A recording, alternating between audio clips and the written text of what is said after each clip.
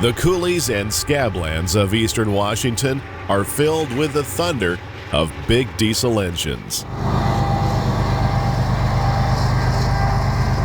Steel rails carry the wheels of commerce past apple orchards and wheat fields,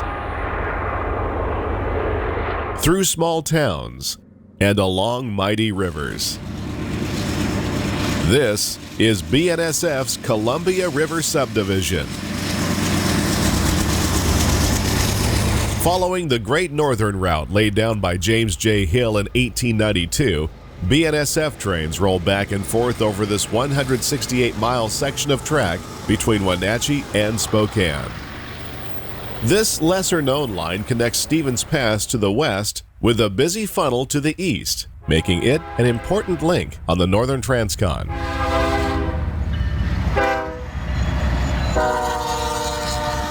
Beginning in Wenatchee, we will head east to Spokane.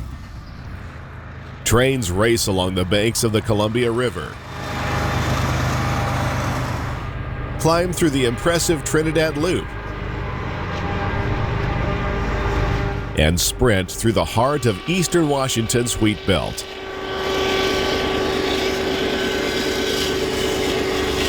We will also visit nearby short lines, including the Columbia Basin Railway, and see their matched set of SD9s. Plus the Washington Eastern, sporting newer EMD power like this snoot nose tunnel motor and 20-cylinder SD45. Get ready for a fantastic rail-fed adventure through eastern Washington. This is BNSF's Columbia River Sub.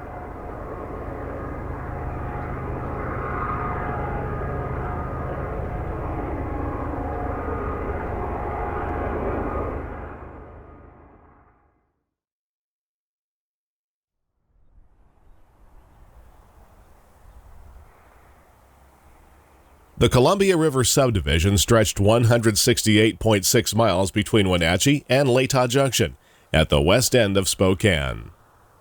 It is single track with sidings ranging from less than 7,000 feet to over 10,000 feet in length, except for one section of double track. Working west to east, the main line follows the south bank of the Columbia River through the siding of Malaga. It then crosses the river on the impressive Rock Island Bridge and continues east past the Rock Island Dam at Voltage. East of Albus, trains begin a 16-mile grade of 1% that leads through Trinidad and the popular Trinidad Loop before leveling off at Quincy. Our eastbound journey continues as we pass through Ephrata and Adrian, where the former Northern Pacific line once flew over the GN. Here we will show you a portion of the old line that's still used by the Columbia Basin Railway between Connell and Moses Lake. Continuing east, we pass grain elevators at Stratford, Wilson Creek, Marlin, and Odessa. Lamona marks the beginning of double track, which continues through Moeller and Harrington before going back to single track at Bluestem. From here, trains drop down through Canby and Edwall. Just east of Espanola, the grade flies over the old Northern Pacific line, which today is operated by the Washington Eastern. After dropping through Lyons on a 1.07% downhill run, the railroad enters Spokane from the west on an elevated Y track at Latah Junction. We've got some ground to cover, so let's get started. Wenatchee is located in central Washington at the confluence of the Wenatchee and Columbia Rivers. Situated at the midpoint between Seattle and Spokane, it is surrounded by mountains on all sides, which at first limited its potential for growth. That changed with the coming of James J. Hill's Great Northern Railroad in 1892. GN aided as a consultant for the surveying and platting of the current town site. The Transcontinental Railroad provided an important link between the Pacific Northwest and Midwestern states, a link that still has a role in the 21st century. With a current population of around 35,000, Wenatchee has a sense and feel of a bustling community yet there remains the charm of a small town. The Columbia River divides the town into West and East Wenatchee, with the railroad on the west side. The 1,600-foot-long Old Wenatchee Bridge was built to carry irrigation water pipelines over the river and has the distinction of being the first road bridge over the Columbia south of Canada when it was built in 1908. Today it serves as a pedestrian bridge. This is the apple capital of the world. The combination of arid climate, rich volcanic soil, and abundant water was perfect for agriculture, and by the early 20th century, Wenatchee became the center of the largest apple-producing region in the world. Today, orchards are still found in abundance in the surrounding hills and valleys. It's a success story rooted in the Great Northern. GN Consolidation number 1147 sits on static display at Locomotive Park, just a couple of blocks from the main line. It was delivered to the railroad in 1902 from Rogers Locomotive Works in Paterson, New Jersey. Rogers built more than 6,000 steam locomotives worldwide between 1832 and 1905 before being purchased by Alco. The 1147 worked around Leavenworth and Wenatchee until being retired in 1956 and donated to the city. Sitting near the BNSF crew office is something you don't see every day. Although it isn't train-related, we figured a four-wheeled muffler deserved some screen time. We came for the trains, and our first eastbound does not disappoint. BNSF 4683, a classic -9 44CW, leads an Everett to Spokane manifest through Wenatchee after making a crew change. The train will be doing some work in nearby Apple Yard before continuing east on the Columbia River Sub. The train slowly shuffles toward Apple Yard, where the three middle engines will be set out.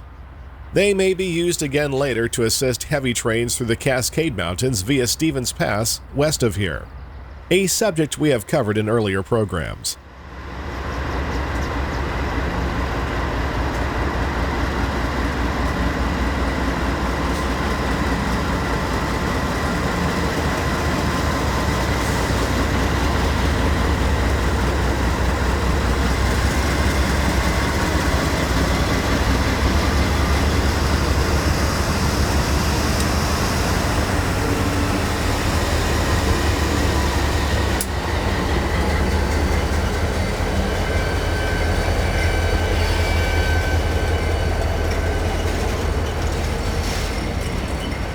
The unusual-looking cars on the head end are for hauling Boeing 737 parts for a final assembly in Renton, Washington, just south of Seattle. We will see cars like these with westbound loads later on.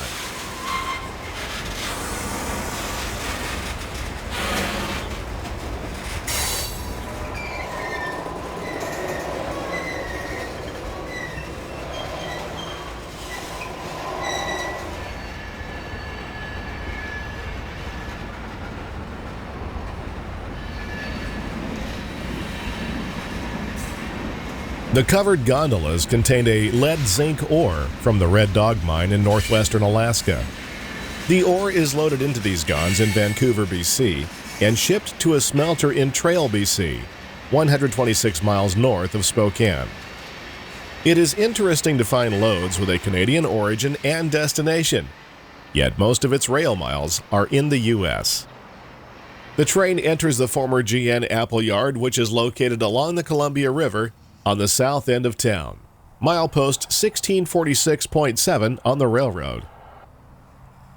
Cars are switched here, and often trains are held en route between Spokane and Seattle. A local is often seen working east out of Wenatchee, serving industry in Quincy. Upon leaving Wenatchee, the grade is fairly flat as trains follow the water level course along the south bank of the river. The first siding is Malaga at milepost 1643.3. An eastbound Z train sprints over the west switch on the main.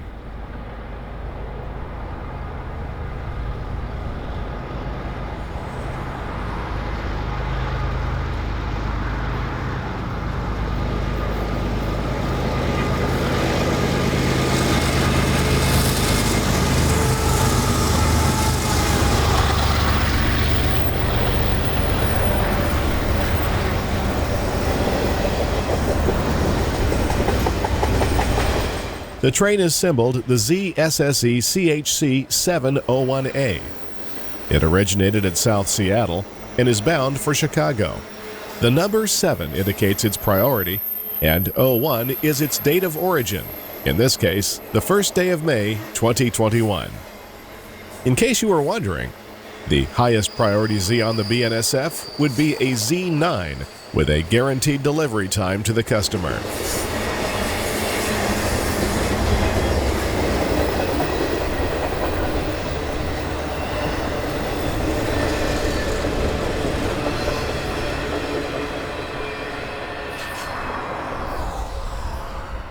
As it continues through Malaga, the train slows for a crossing of the Columbia River. In 1892, Great Northern built the first bridge ever to span the Columbia, and it can still be found right here at Rock Island. This location was chosen because it has the shortest distance between the banks of the river. The Rock Island Bridge breaks a tape measure at 875 feet. It was updated and strengthened with additional trusses in 1925 in anticipation of heavier trains, of which one is coming right now. Eastbound intermodal stacks cross the river at Rock Island. The train adheres to a speed restriction of 25 miles per hour as it negotiates sharp curves at each end of the bridge.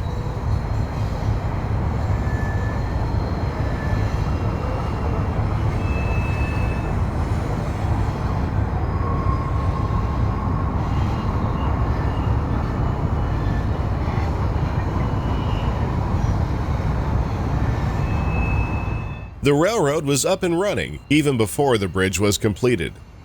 For a while, a ferry was used to move trains across the river near Wenatchee.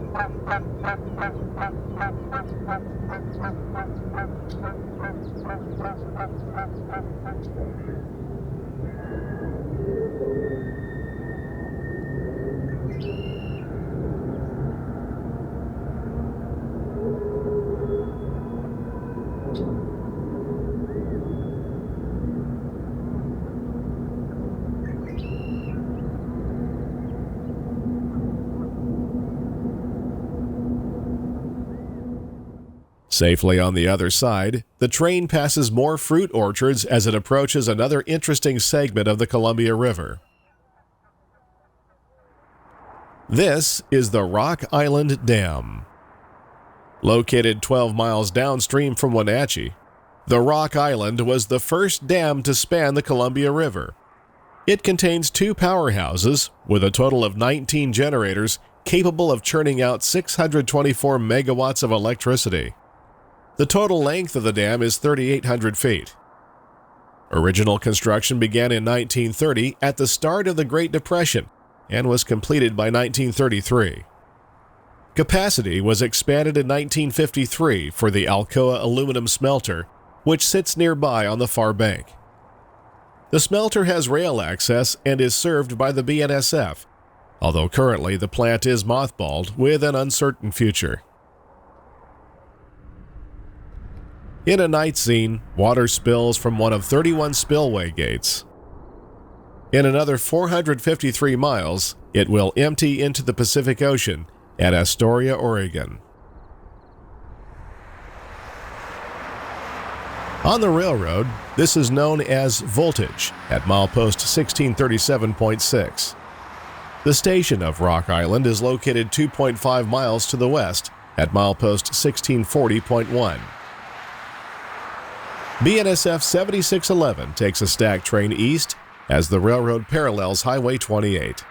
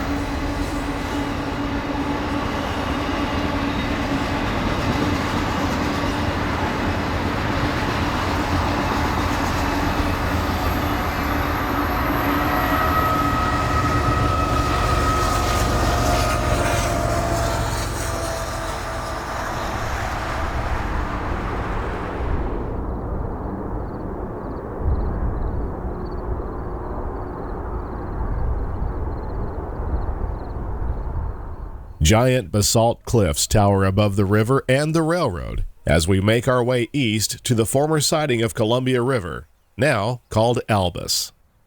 Nearby towers carry high power lines over the river near the Columbia substation, and an old ropeway conveyor still stretches its line across the river. Hydroelectric power benefits the Pacific Northwest, where the steady energy of water yielding to gravity is harnessed. Power of a different kind approaches from the west. The local out of Wenatchee heads for the siding of Albus in a meet with a westbound stack train. Albus is 8,154 feet in length and is located at milepost 1635. BNSF 3183, a former Santa Fe GP50, leads another former Santa Fe, a GP35, with a single car for Quincy.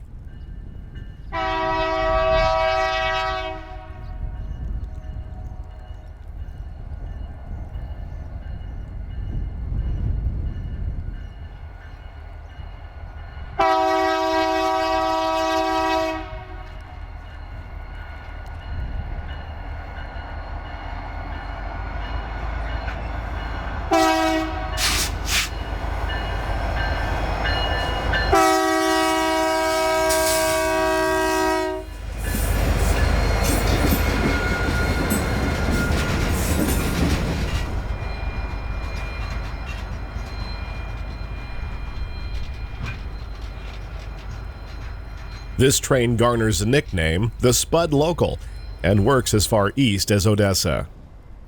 It meets BNSF 7922 West.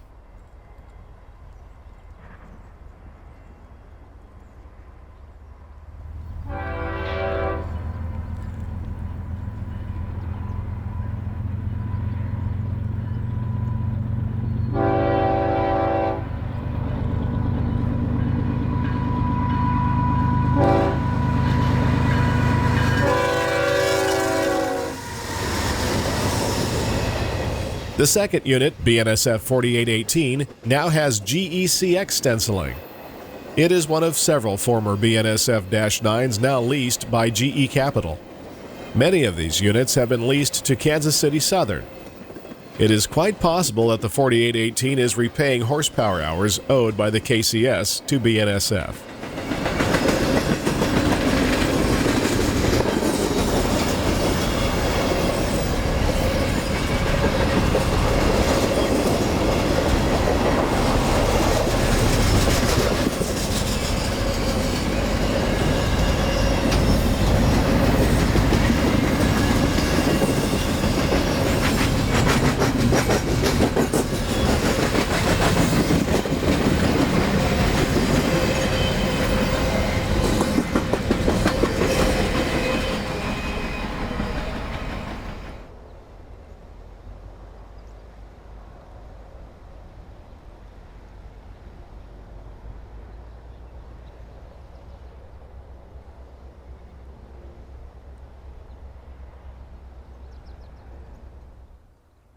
Santa Fe war bonnets are increasingly rare in 2021, yet two old warriors are on the point of the stack train at Albus.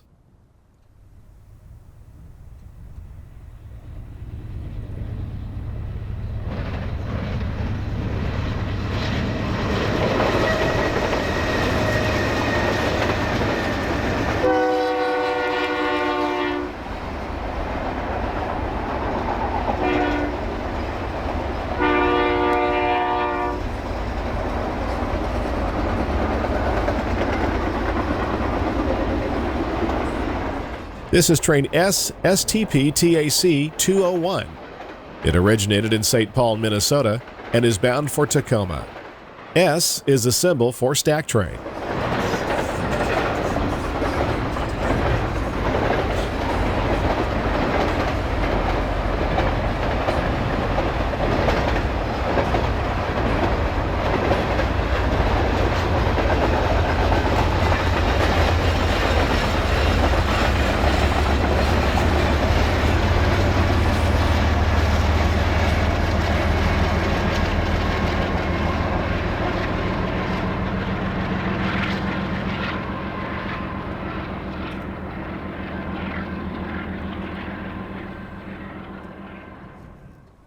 In addition to orchards, vineyards are springing up along the banks of the Columbia River. This one is at Spanish Castle Road. A westbound blows for a newly installed crossing where development is underway.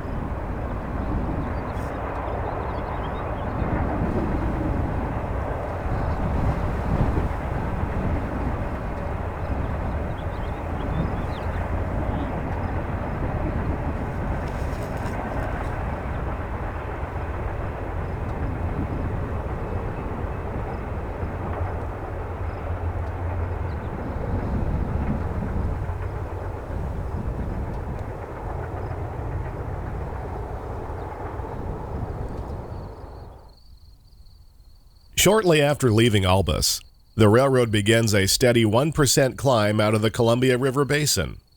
Near the midway point is a sighting of Trinidad at milepost 1626.6. Here, the river makes a bend toward the south, while the railroad turns to the north in its battle to the top of the Columbia River Plateau. Nestled below the basalt cliffs is the resort town of Crescent Bar. Many nearby houses are built on the cliffs, yielding some amazing views of the river below. The rugged features of the countryside dwarf an empty oil train as it climbs up the 1% grade to Trinidad.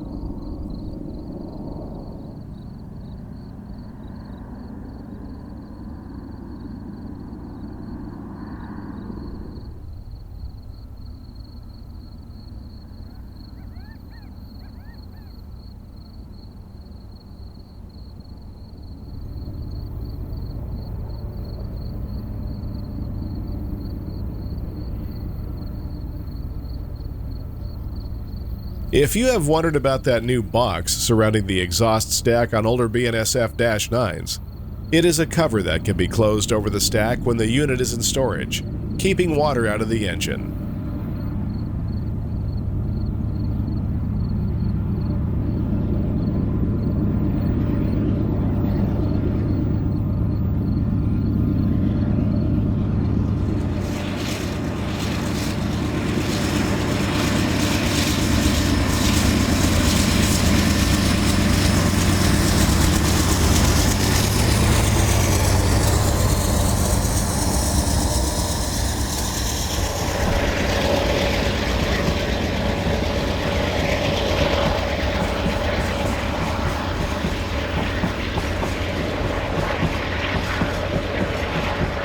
To conserve fuel, only the lead engine, BNSF 5508, and the rear DP are online.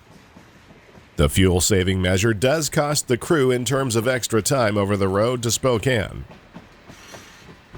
These empty crude oil trains are on their way to the Bakken oil fields in North Dakota.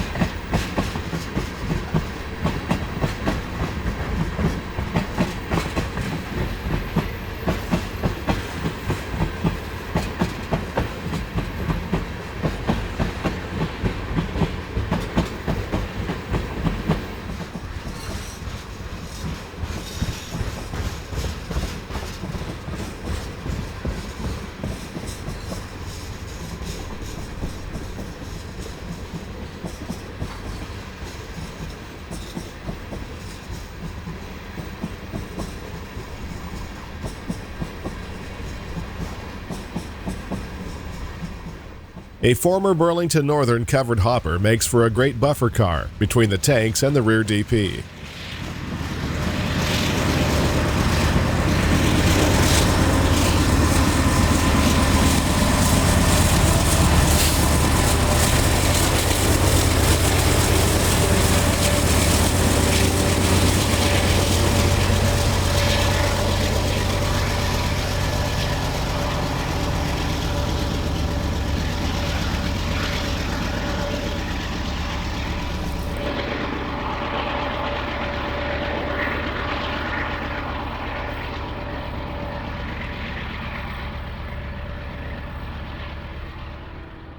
Railroading is 24 hours a day, 7 days a week.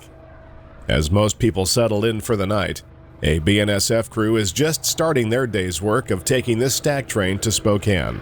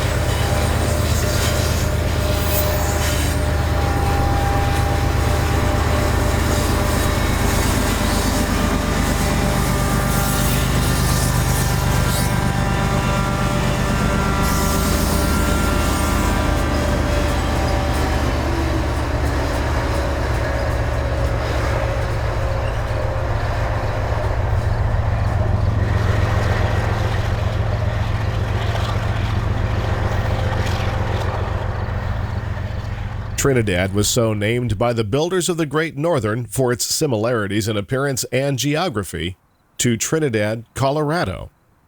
One major difference is that this is a ghost town, whose main feature is something we will be seeing a lot more of as we continue east: grain elevators.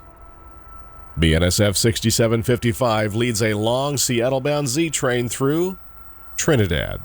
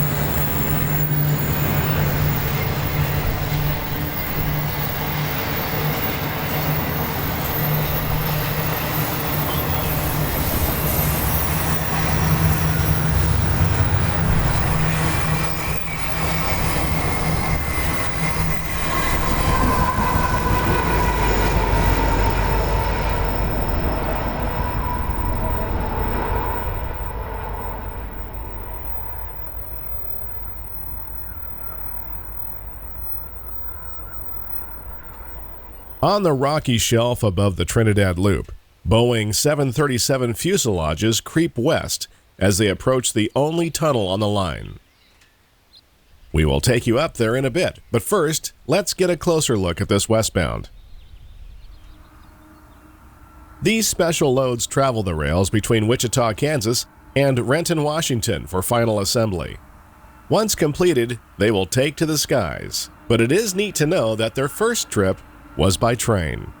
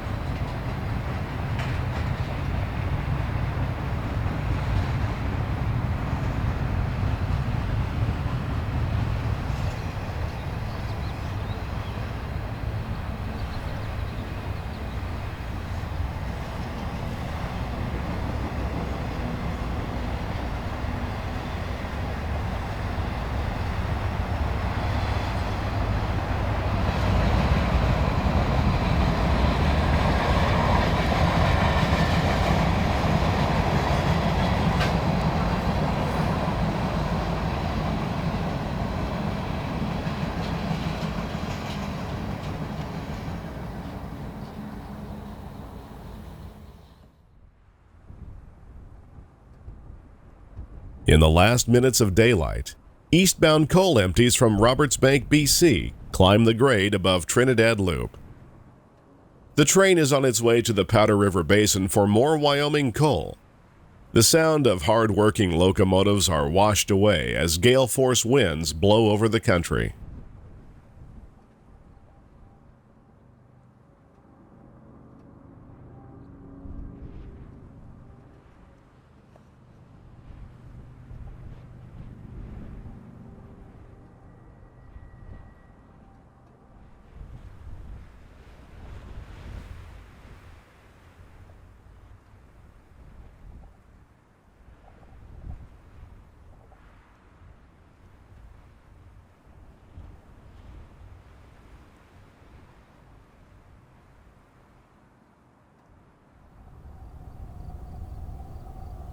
BNSF 9750 leads westbound ZCHC SSC out of nearby Tunnel 11.1 and down toward the Trinidad Loop.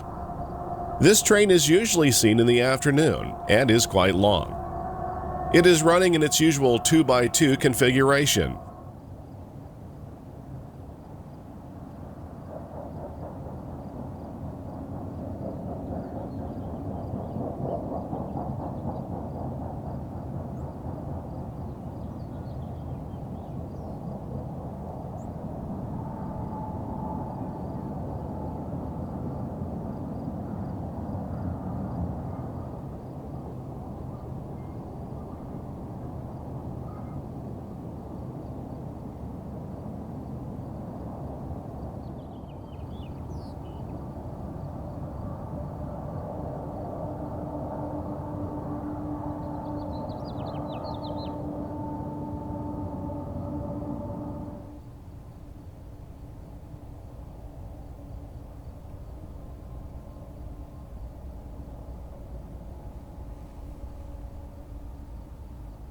From our current vantage point, there is nearly 2 miles difference between the upper and lower track.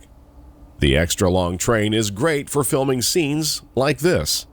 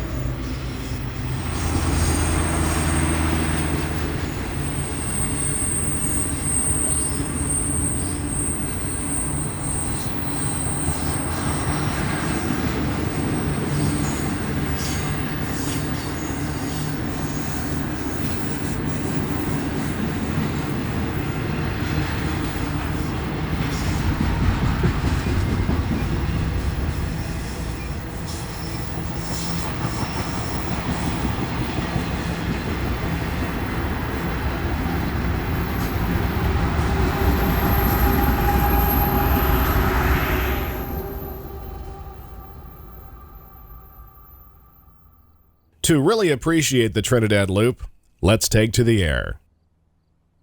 The challenge the Great Northern faced was 374 vertical feet between Trinidad and Quincy, located on top of the Columbia Plateau, around 7 miles away. The solution was to lay track north into the Lynch Coulee, then double back along the north edge of Crater Coulee, thus forming a loop. It maintains an easy grade of no more than 1%, while creating some fantastic photo opportunities.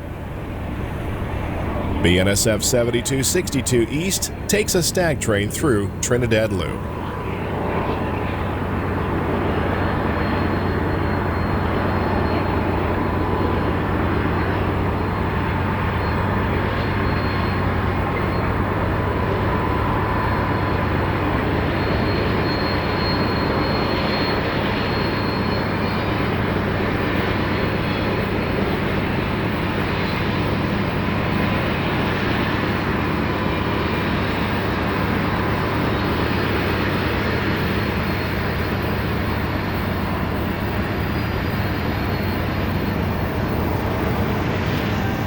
Its head end is passing the site of a former trestle that formed the original loop of track.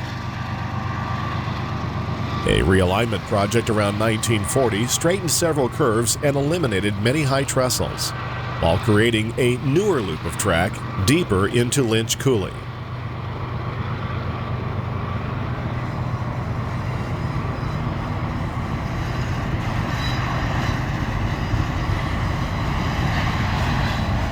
The second unit, KCS 4009, is wearing a heritage paint scheme that reads, "Saluting KCS Heroes."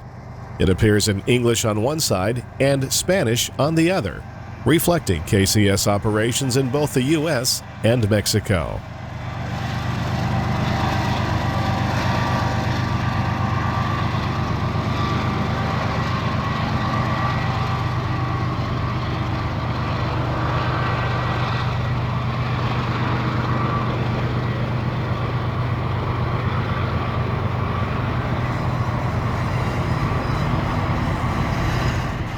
The train disappears into Tunnel 11.1 at milepost 1621.4.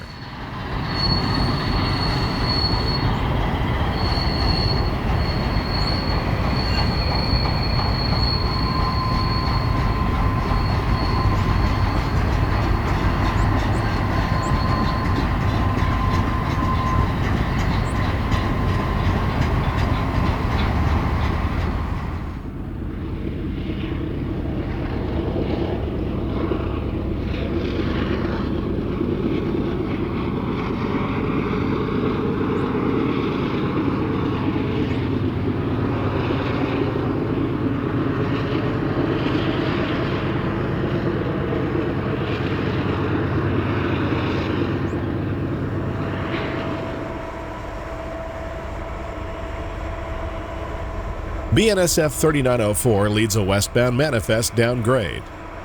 The old grade can be seen above the train. Here is where the old loop began on a trestle, indicated by the steps in the hillside.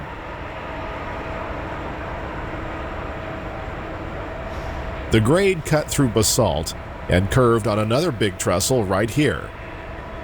The realignment added about 8,000 feet to Trinidad Loop.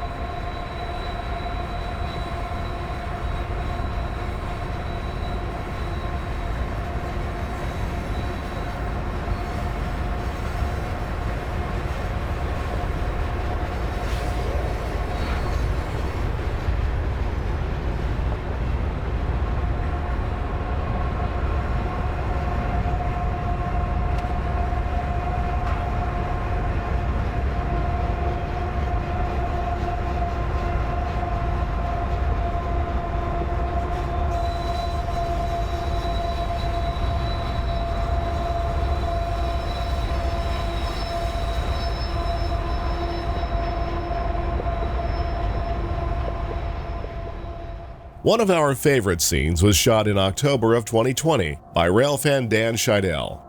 Dan has a YouTube channel dedicated to aerial video of trains, and he was kind enough to let us use some of his footage. This is another Chicago to South Seattle Z, which is close to 10,000 feet in length. Perfect for showcasing Trinidad Loop.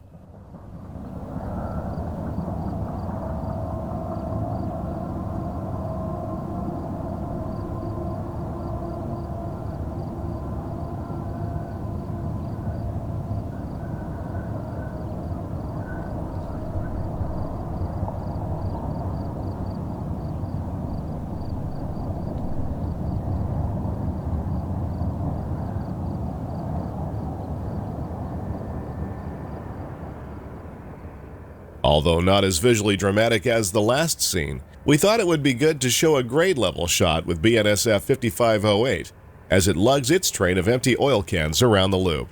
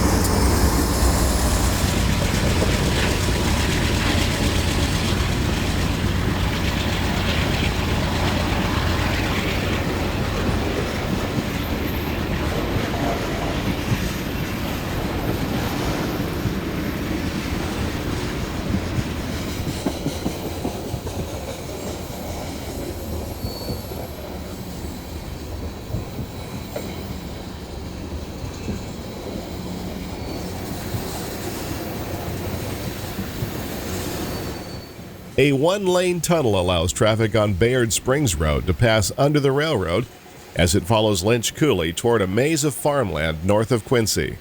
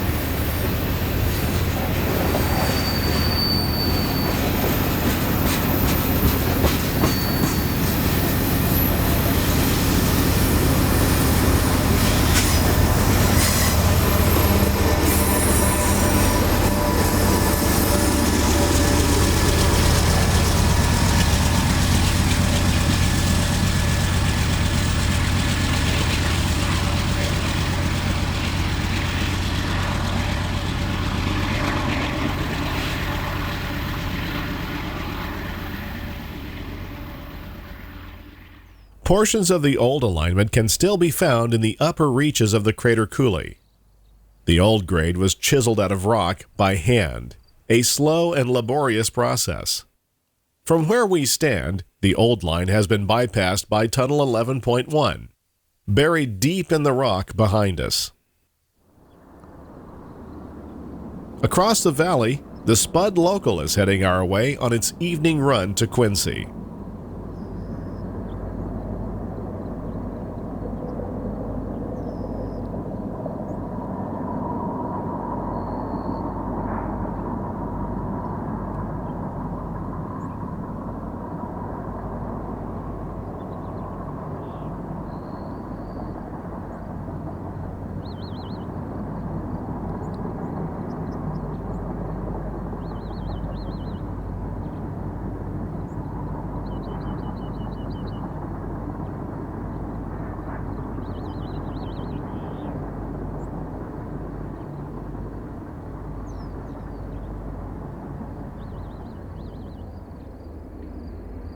In a few minutes, the vintage EMDs exit the 953-foot bore.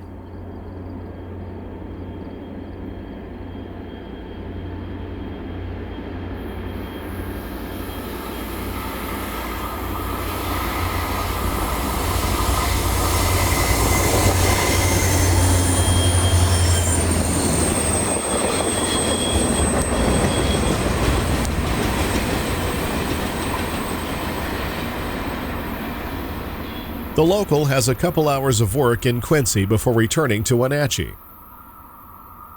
While we wait for the train, let's explore one of the former trestle locations near the west end of the tunnel.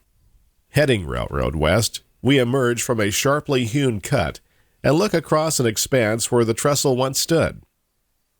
It is worth pointing out that the wind can blow when it wants to in this country, and that may have made for an interesting train ride between Crater and Trinidad. Today, trains slip through the only tunnel between Wenatchee and Spokane.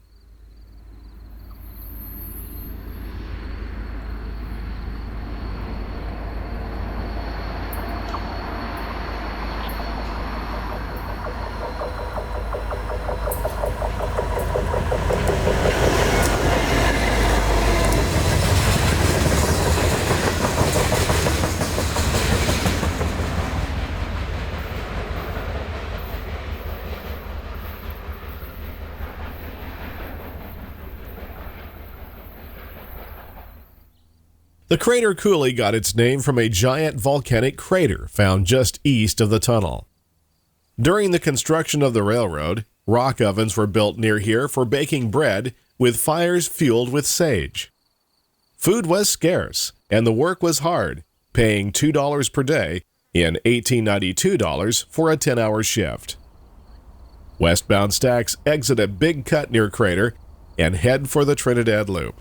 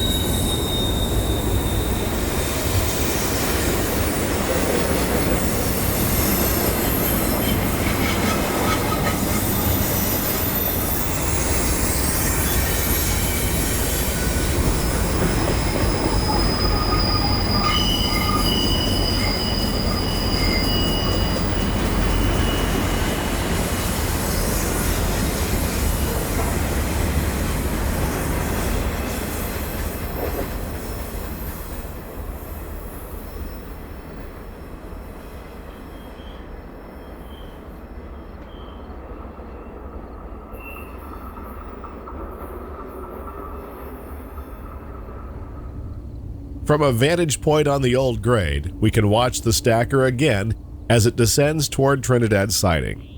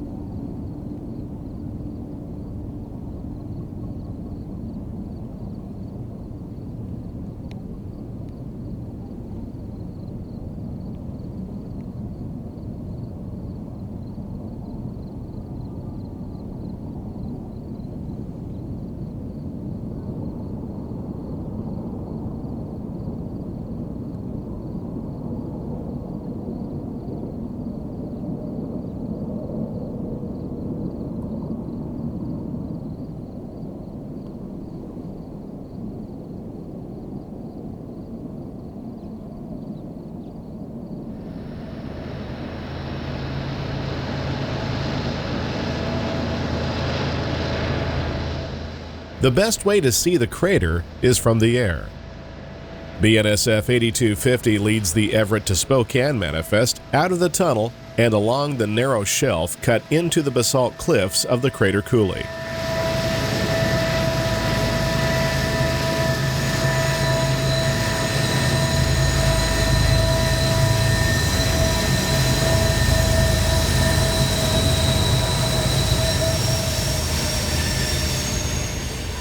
What we couldn't see before was that the crater is filled with water, apparently runoff from nearby Crater Lake, located just east of the Big Cut along the railroad.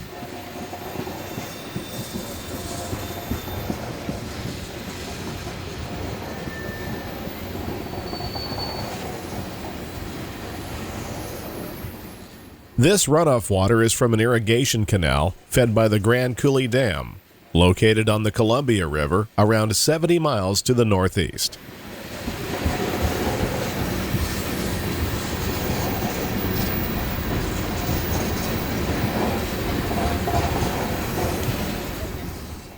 Once through crater, cuts, fills, and sheer rock walls are replaced with rolling hills atop the Columbia Plateau. More than 175,000 acres of apple orchards are spread across eastern Washington. The rich lava ash soil and abundant sunshine found east of the Cascades creates a perfect environment for growing apples. High-density plantings like we find near Quincy utilize dwarf trees, which come into production much quicker. The smaller trees are also easier to pick and prune. Growers produce a wide variety of apples, including Red and Golden Delicious, Granny Smith, Honeycrisp, Fuji, and Gala, among many others. Although growing in the rain shadow of the Cascade Mountains, the trees receive proper irrigation thanks to abundant water provided by the Grand Coulee Dam. This seasonal produce stand greets motorists along Highway 28, just west of Quincy. Returning our attention to the rails, BNSF 7611 leads an eastbound international stack train toward the top of the long grade at the siding of Quincy. The train passes Babcock Ridge Lake.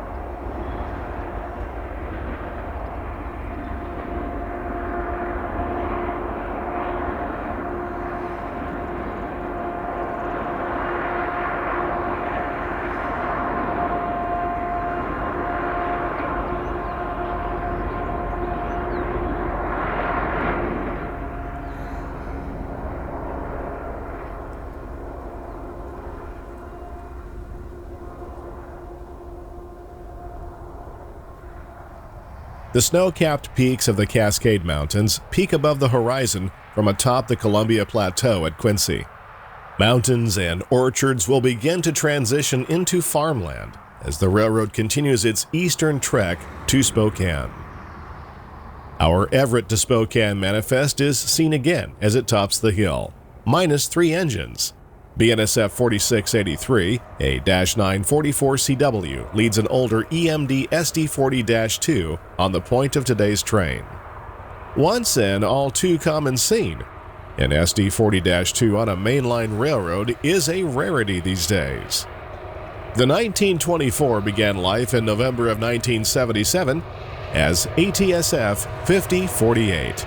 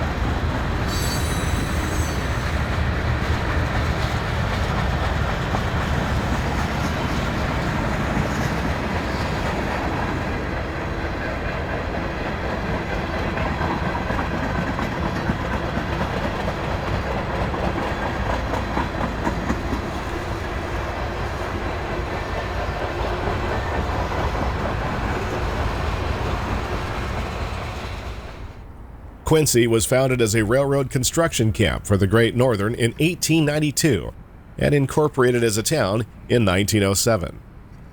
Named for Quincy, Illinois, it is an agricultural community with major crops including wheat, potatoes, and timothy grass. Various food processing centers are served by the Spud Local, as evidenced by the various industrial tracks found here. Although it sounds out of place, this is also home to server farms for tech giants like Microsoft, Dell, Yahoo, Intuit, and others. The area is geologically sound, with a relatively low risk of earthquakes or other natural disasters. Add to that its access to inexpensive hydroelectric power, and this has become a desirable location for data centers. BNSF 7131 East picks up speed as it heads through Quincy.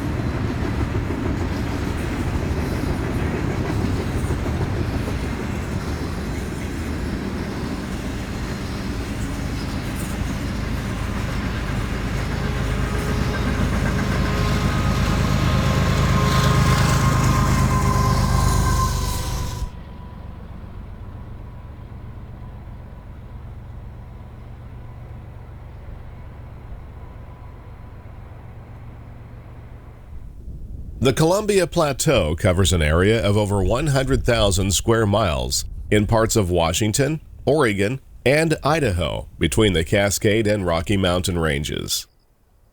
The old Great Northern Route ticks off the miles while passing through productive farmland, fed by water from the Grand Coulee Dam, completed in 1942. Part of the Columbia Basin Project, water is channeled through a network of irrigation ditches like this one just east of Quincy. Being on top of a plateau does not mean the country is billboard table flat. It undulates in a series of rises and dips, much like ocean swells, only the swells don't move. Westbound BNSF 8424 dips through one of many sags as it chases the evening sun between Winchester and Quincy.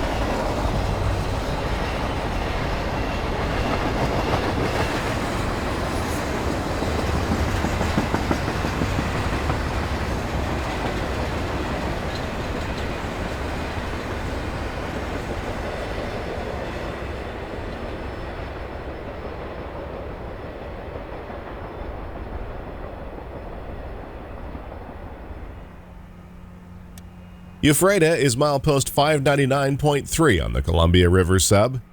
First settled in 1886, it was derived from a biblical name of an orchard in the middle of the desert. This orchard includes a nighttime stop for Amtrak's Empire Builder and a towering set of grain elevators, which are the centerpiece of town. BNSF 7274 leads a westbound vehicle train through Ephrata on the 60-mile-per-hour track.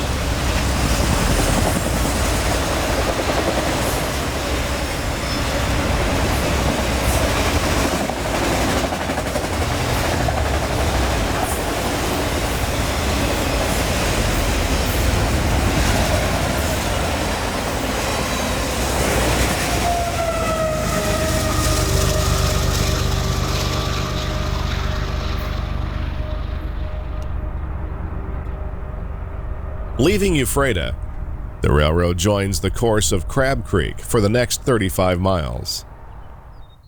Adrian is a 10,794-foot siding with an additional storage track currently occupied by tank cars.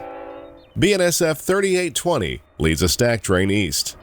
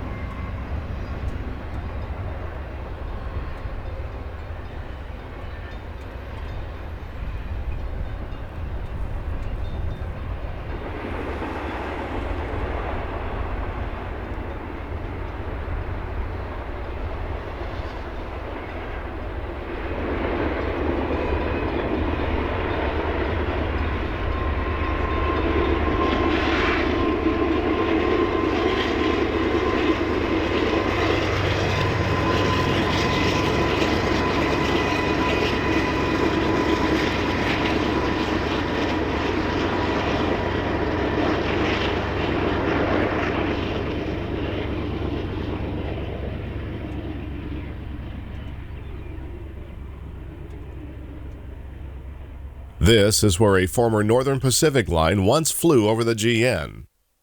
Standing on top of the grade, one can see remnants of the bridge supports.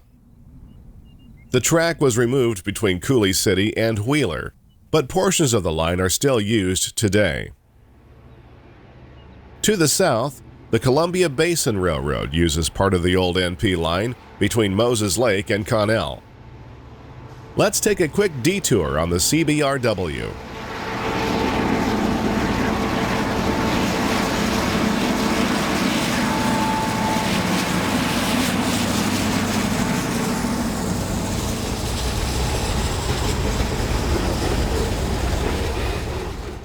Connell is a junction with BNSF's former SP&S line between Pasco and Spokane, covered in our program East to Spokane. This train was just picked up from the BNSF, and a pair of former Duluth, Mesabi, and Iron Range SD9s power today's train north out of Connell.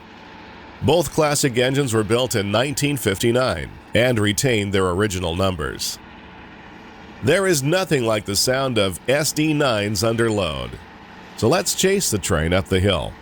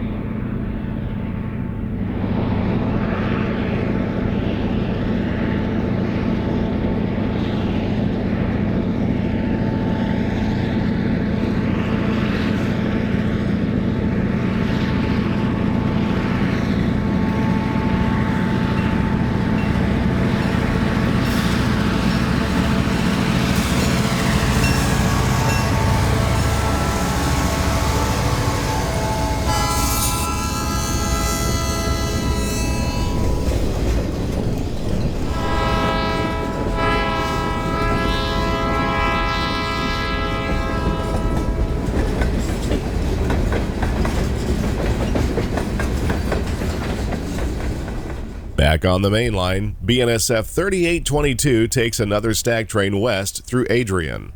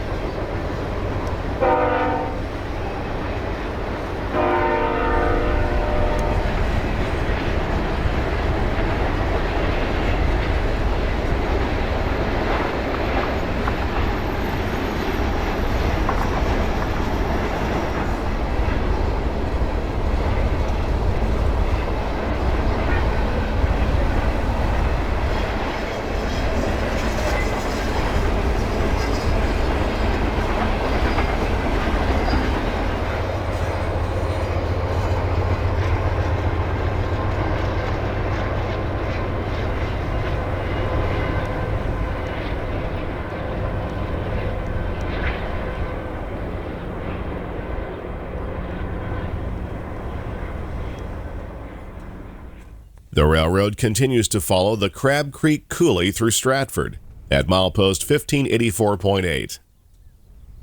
Fertile farmland fills a basin below the Pinto Dam, bordered to the south by Black Butte. SD-78, number 8474, leads a stack train through Stratford in the late afternoon.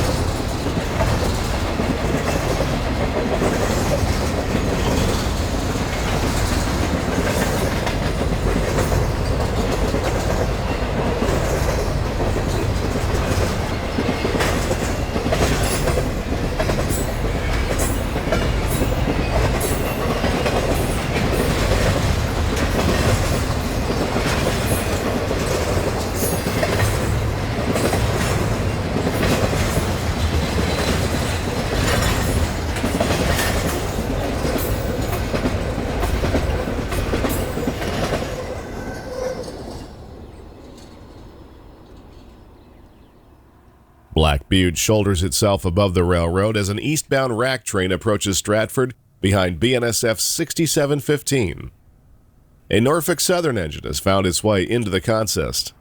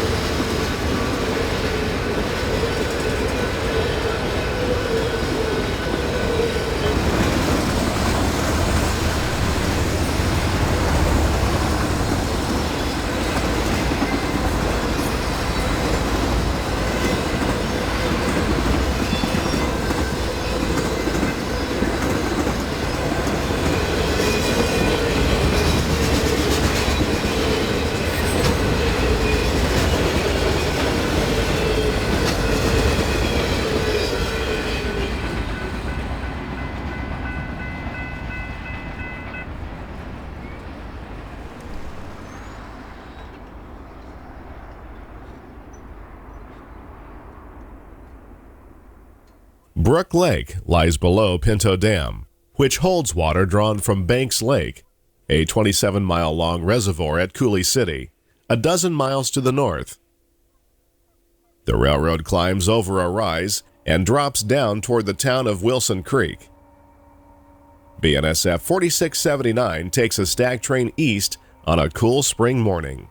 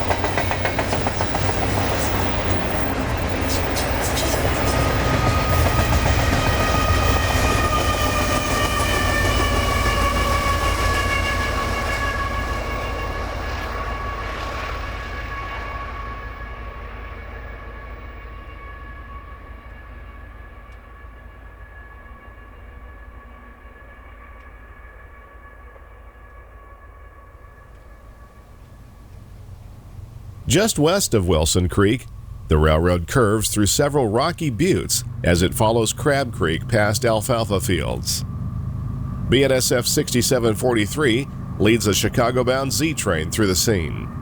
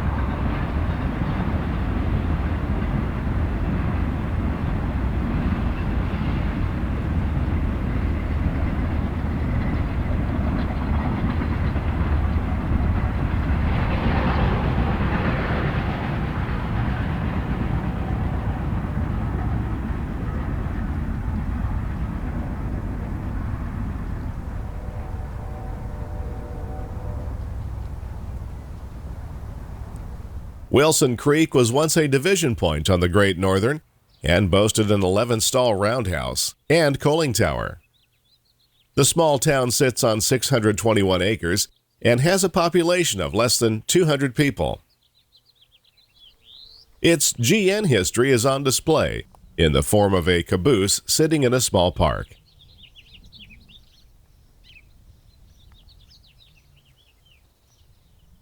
Bridge work is going on where the BNSF crosses Crab Creek just east of the grain elevators. An eastbound empty crude oil train heads for North Dakota behind BNSF 3768.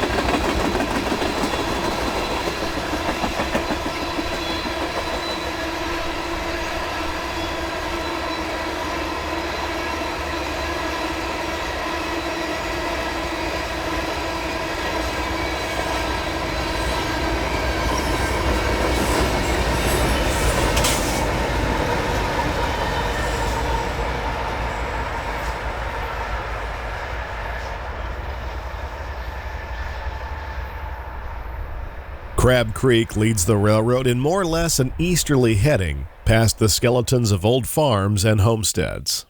This region of the state is referred to as the channeled scablands, where water violently cuts swaths through bedrock, creating hundreds of coulees in the state. Early settlers referred to these areas as scablands because they were not suitable for farming. BNSF 7696 leads a westbound stack train through the scablands between Marlin and Wilson Creek.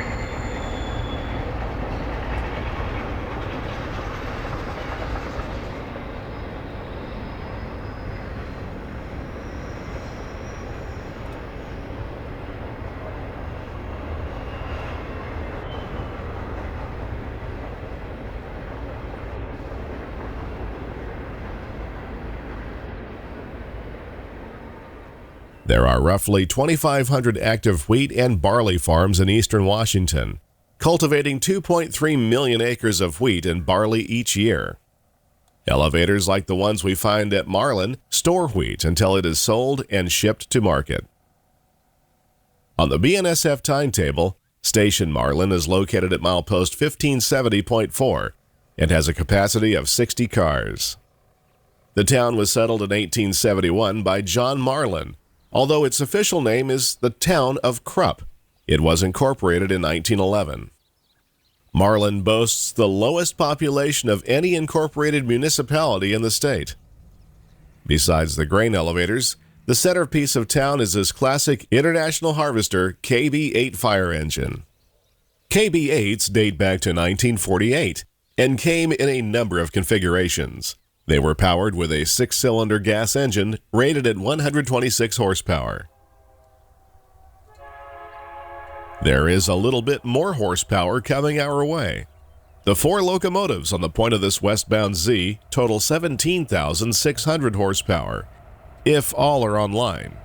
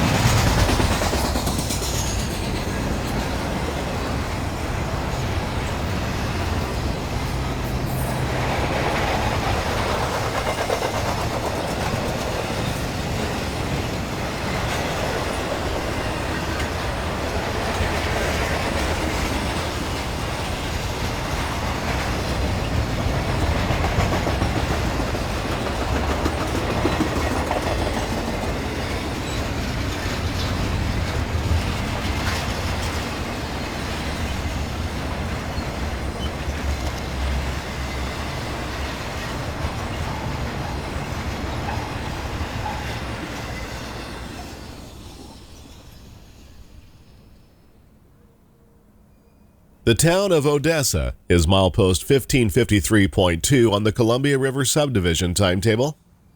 80% of the settlers here were Germans from Russia, who had been wheat farmers along the Black Sea and Volga River.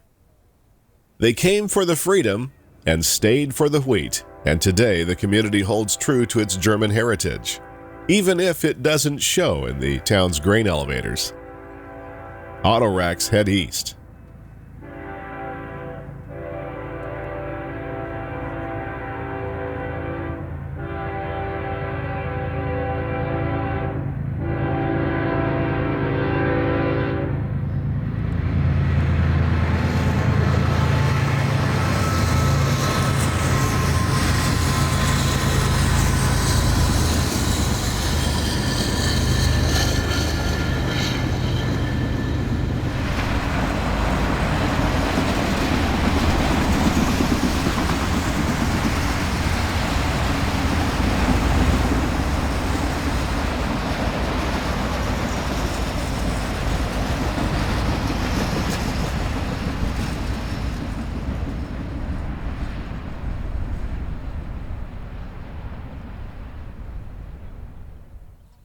East of Odessa, the railroad leaves Crab Creek for a new course through the Coal Creek Coulee, weaving in a northeasterly direction toward Harrington.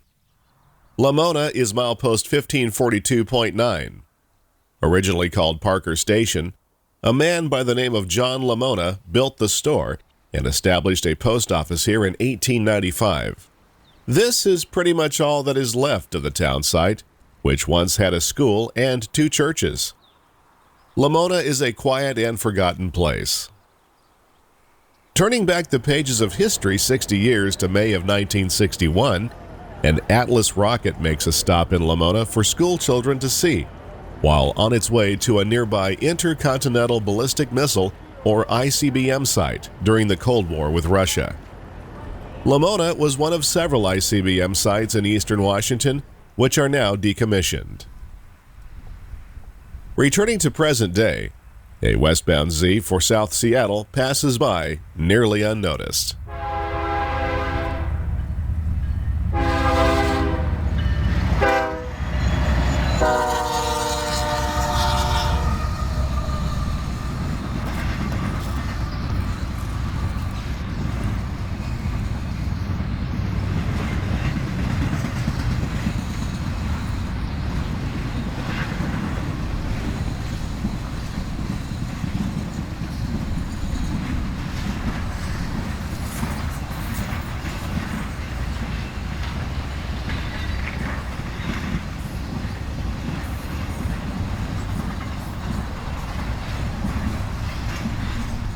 Lamona marks the beginning of a section of double track, which extends for nearly 23 miles to Bluestem. The rolling wheat fields of eastern Washington stretch as far as the eye can see. This is the nation's fourth top wheat-producing state, behind North Dakota, Kansas, and Montana. Its total production for 2020 was 165.6 million bushels, bringing in a value of nearly $800 million. Gliding along Coal Creek below the wheat fields, BNSF 4170 West meets BNSF 7200 East on the double-track main line.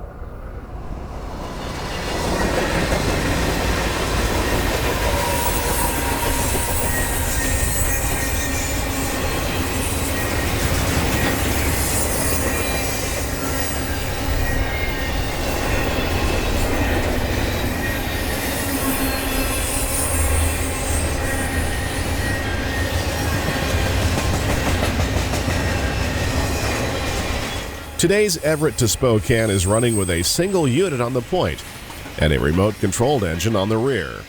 It's the first time we have seen the manifest in that configuration.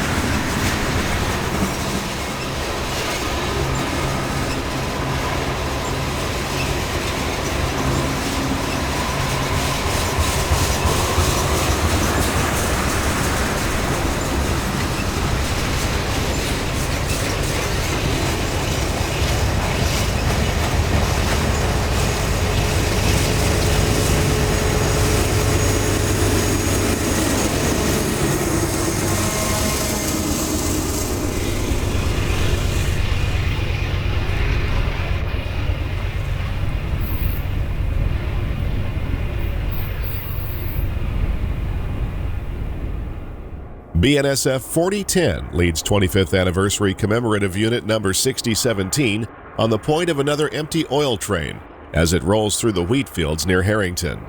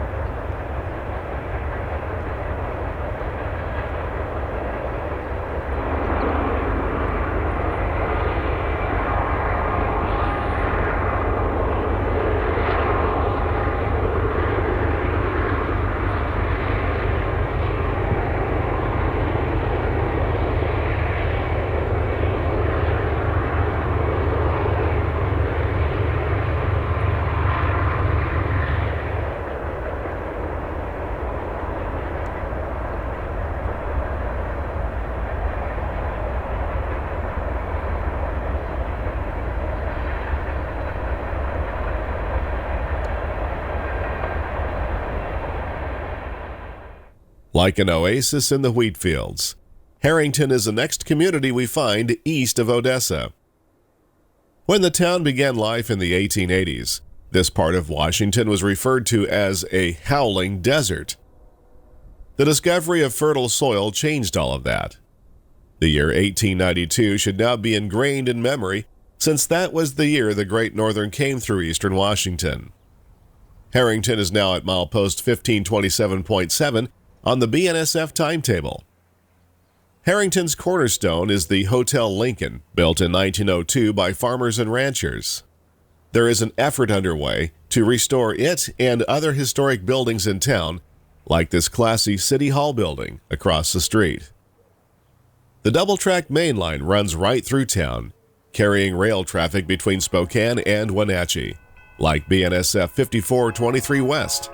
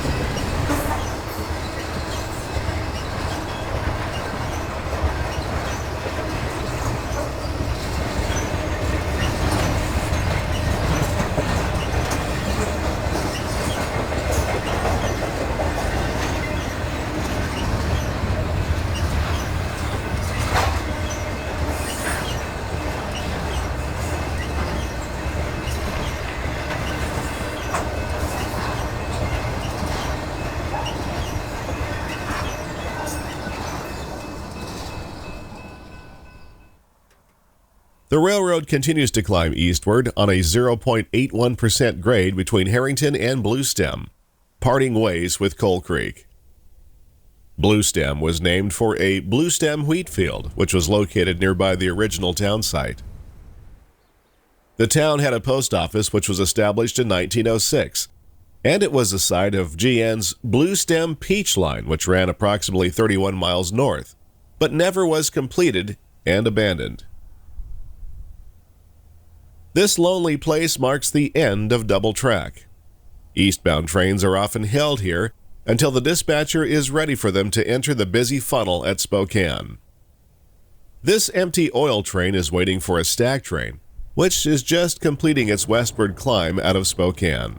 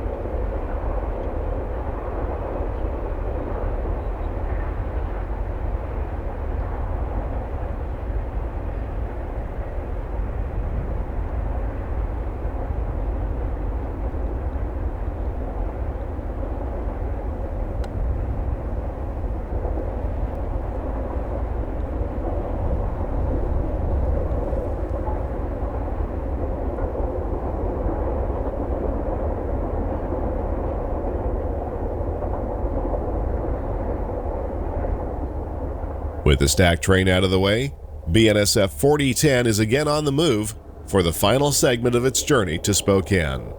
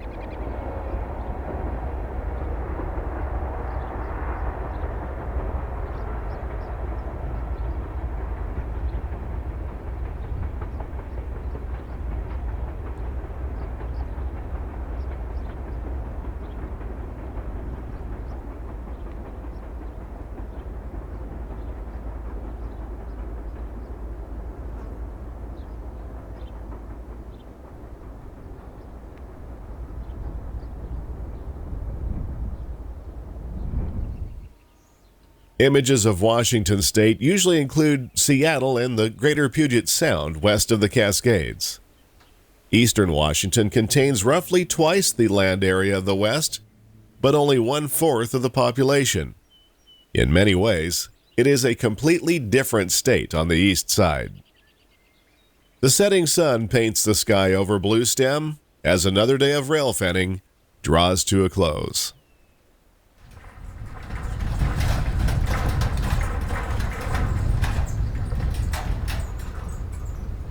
Wind plays a strange tune on the old grain elevator at Canby, milepost 1514.5. We are now on the final leg of our journey to Spokane. A small hand-operated tie changer sits on a 19-car spur track, still wearing a Burlington Northern identification. BNSF 8474 West races out of Edwall and prepares for a short climb to Bluestem. The train passes an abandoned elevator just up the road.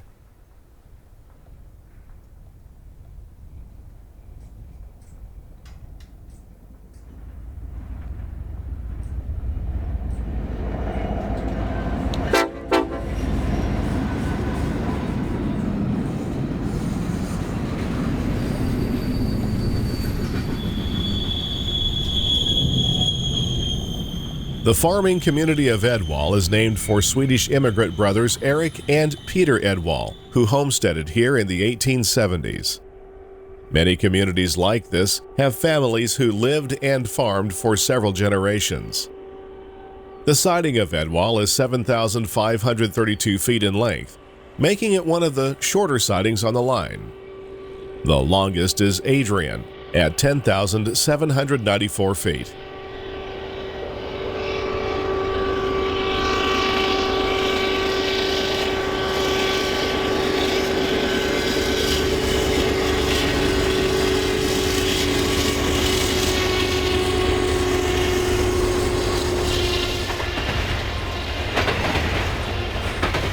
A pair of Dash 9s led by BNSF 4679 leads a stack train east to Spokane.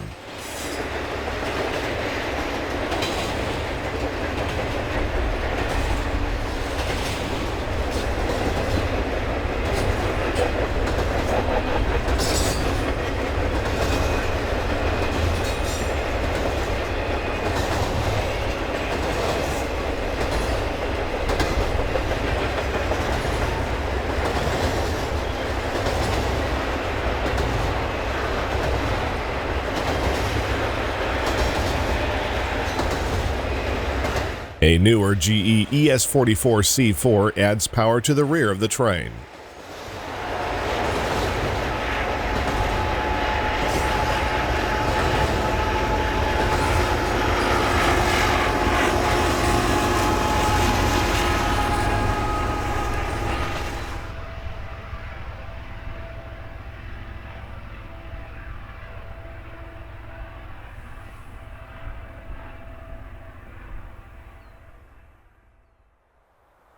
Just east of Espanola, the railroad again meets the former Northern Pacific grade, which this time is intact and rolls under the BNSF.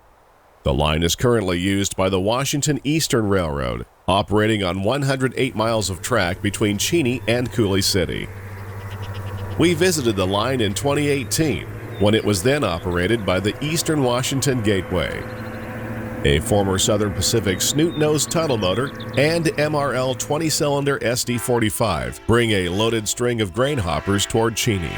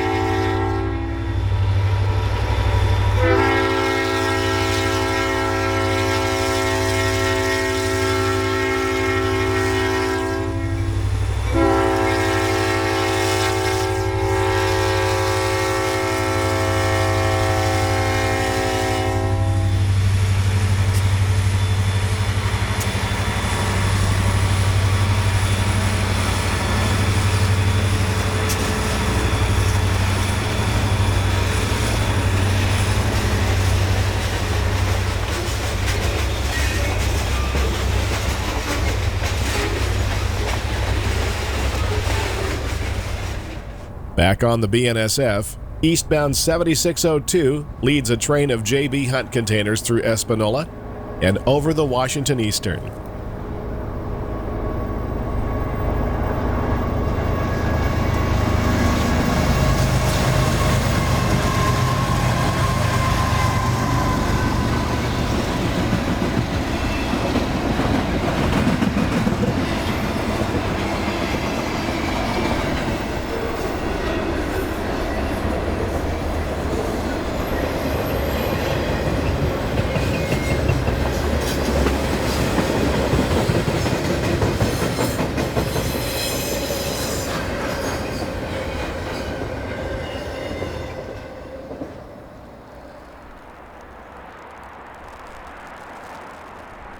As spring thunderstorms drench the city of Spokane, we arrive at the eastern end of the Columbia River Subdivision.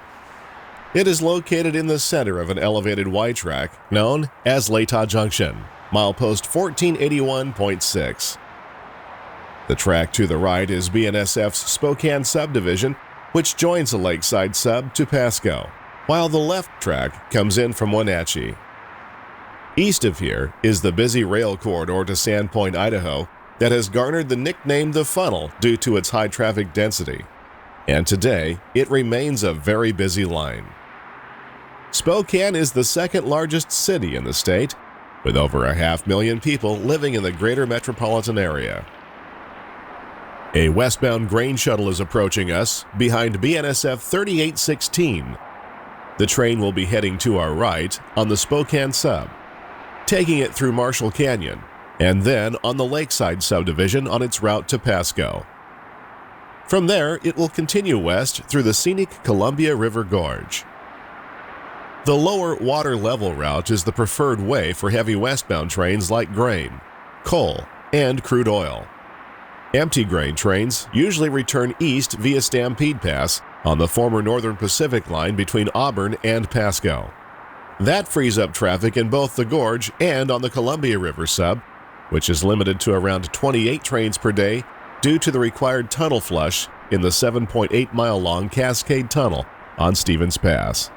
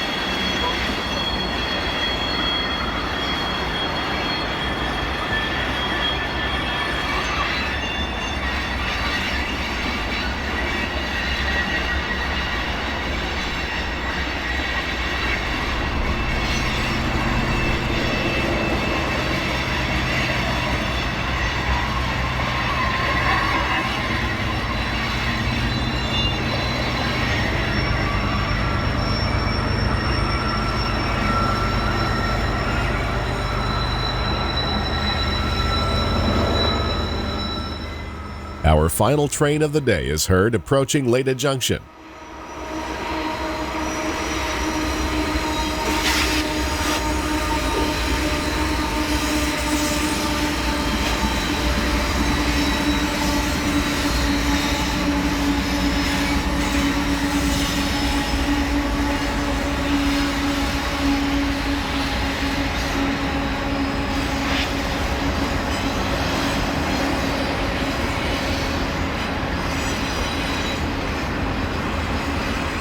BNSF 5423 leads another Seattle to Chicago Z train into Spokane as the afternoon thunder showers push east toward the Idaho Panhandle.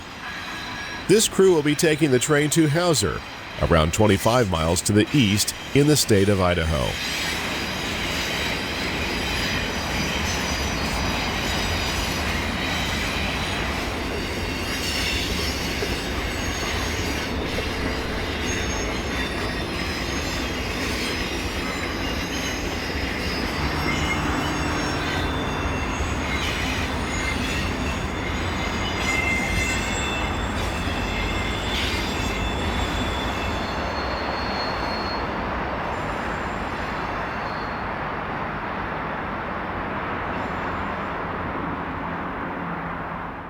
After traveling 168 miles from Wenatchee, the train enters the busy funnel on its eastbound journey to Chicago. But that's a story for another time.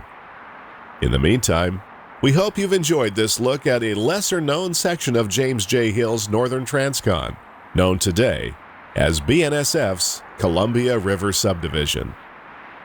As always, until next time, thanks for watching.